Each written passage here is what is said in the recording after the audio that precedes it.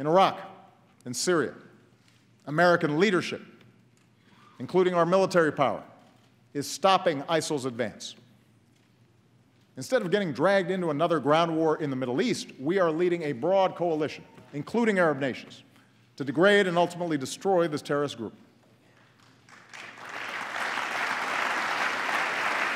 We're also supporting a moderate opposition in Syria that can help us in this effort, and assisting people everywhere who stand up to the bankrupt ideology of violent extremism. Now, this effort will take time. It will require focus. But we will succeed. And tonight, I call on this Congress to show the world that we are united in this mission by passing a resolution to authorize the use of force against ISIL. We need that authority. Our diplomacy is at work with respect to Iran, where for the first time in a decade, we've halted the progress of its nuclear program and reduced its stockpile of nuclear material.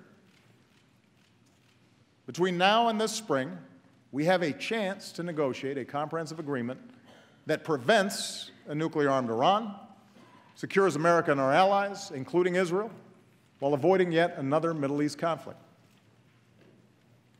There are no guarantees that negotiations will succeed, and I keep all options on the table to prevent a nuclear Iran. But new sanctions passed by this Congress at this moment in time will all but guarantee that diplomacy fails, alienating America from its allies, making it harder to maintain sanctions, and ensuring that Iran starts up its nuclear program again. It doesn't make sense. And that's why I will veto any new sanctions bill that threatens to undo this progress.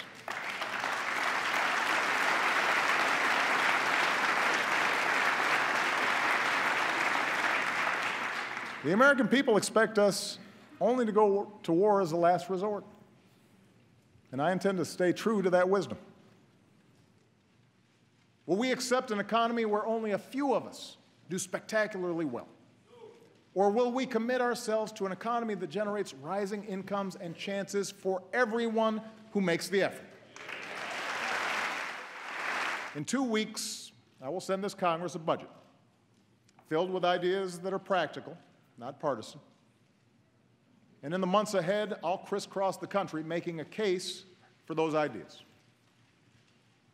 So tonight, I want to focus less on a checklist of proposals and focus more on the values at stake in the choices before us. It begins with our economy.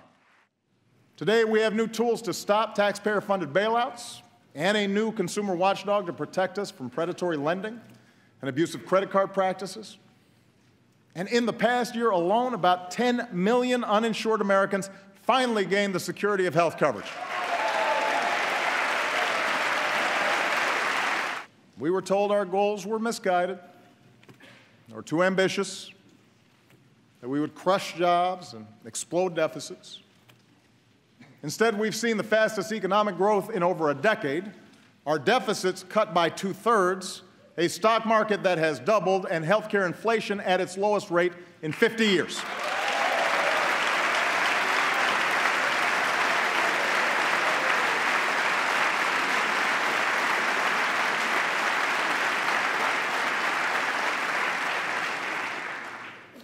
This is good news, people.